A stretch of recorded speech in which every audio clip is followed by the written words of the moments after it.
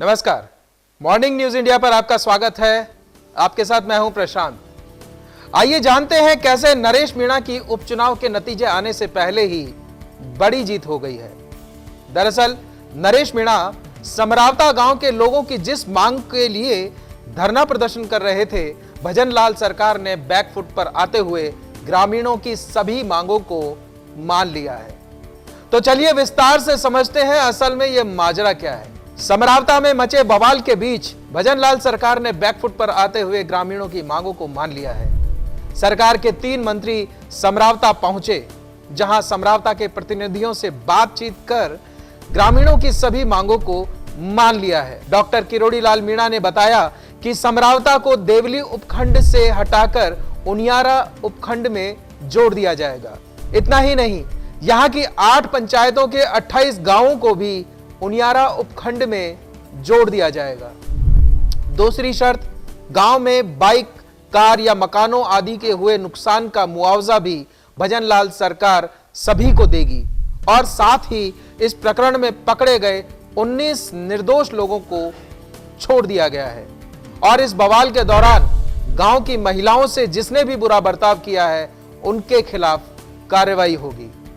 समरावता के लोग भी सरकार की बात पर सहमत हो गए हैं और गांव के एक मौजीज ने मीडिया से रूबरू होते हुए यह स्वीकार किया है कि सरकार ने हमारी सभी मांगों को मान लिया है।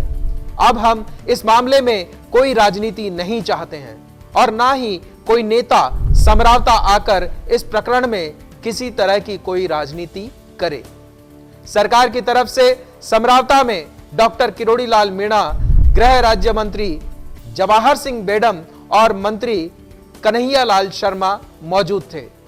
यहां मीटिंग में सब कुछ तय हुआ, लेकिन जब जवाहर सिंह बेडम की गाड़ी से किरोड़ी बाबा उतरे तो गाड़ी में बैठे शख्स पर एकदम से भड़क उठे।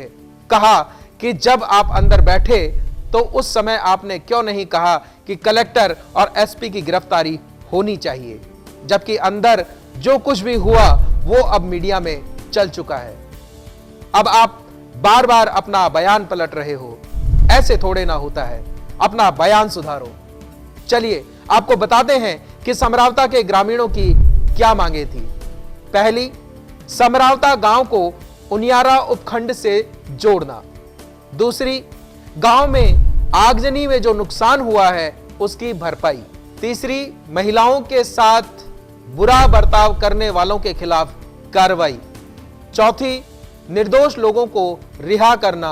और 5वीं, गांव में किसी को किसी भी तरह से परेशान नहीं करना। सरकार ने भी ग्रामीणों की सभी मांगों को स्वीकार कर लिया है और अब देवली उपखंड के संभागीय आयुक्त इस पूरे प्रकरण की जांच करके सरकार को रिपोर्ट सौंपेंगे और नुकसान की भरपाई की जाएगी। अब देखना यह है कि सरकार और समरावता के लोगों के बीच मांगों पर सहमति बनने के बाद नरेश मीणा की रिहाई कब होगी।